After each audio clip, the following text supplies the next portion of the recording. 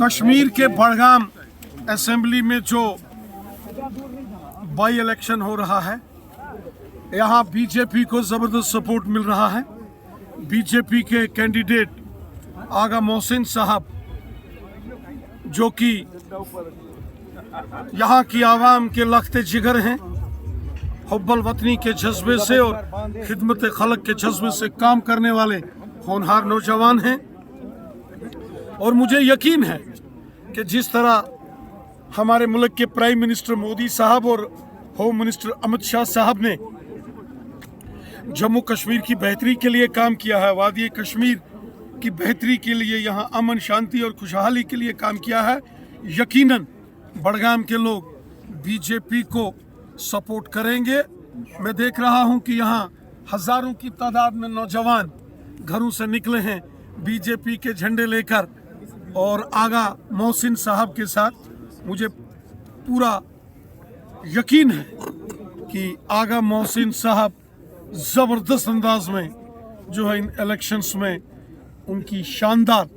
कामयाबी होगी। सर, जिस तरीके से स्टेटहुड की आपने बात करी, तो कितना टाइम और वेट करना पड़ेगा कश्मीर के आवाम को, जम्मू कश्मीर के आवाम को? देखिए, चूंकि इस समय यहाँ मॉडल कोड ऑफ कंडक्ट है, तो इस नुक्ते नज़रिए से कोई बात रखना violation of model code conduct हो सकता है। इसलिए कोई ऐसा बयानबाजी, कोई ऐसा ऐलान अभी नहीं हो सकता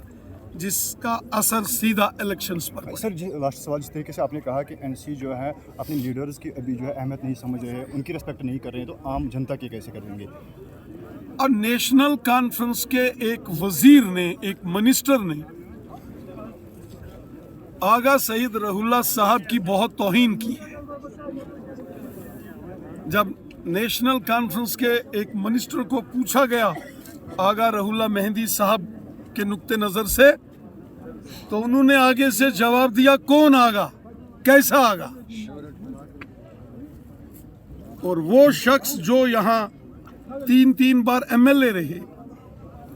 जो यहाँ के मेंबर पार्लियामेंट हैं, अगर ऐसे बड़े सियासी शख्स के लिए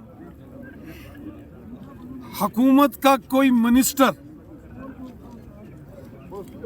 अगर ये बयान देता है कि कौन आगा रहुल्ला, कैसा आगा रहुल्ला, तो बड़गाम के लोगों को समझ जाना चाहिए कि जो अपने लोगों की और बड़े लोगों की, इज्जतदार लोगों की जो इज्जत नहीं करेंगे, तो वो आम लोगों की क्या इज्जत करेंगे? क्योंकि जो मोदी साहब ने, होम मिनिस्टर अमित शाह साहब ने यहाँ वादी कश्मीर के लिए काम किया, अमन, खुशहाली, और जो बड़े पैमाने पर मरकज़ के जो डेवलपमेंटल काम हुए,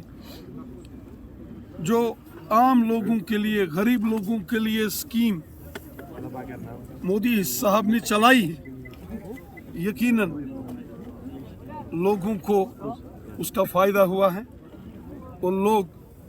यकीनन बीजेपी को वोट देंगे।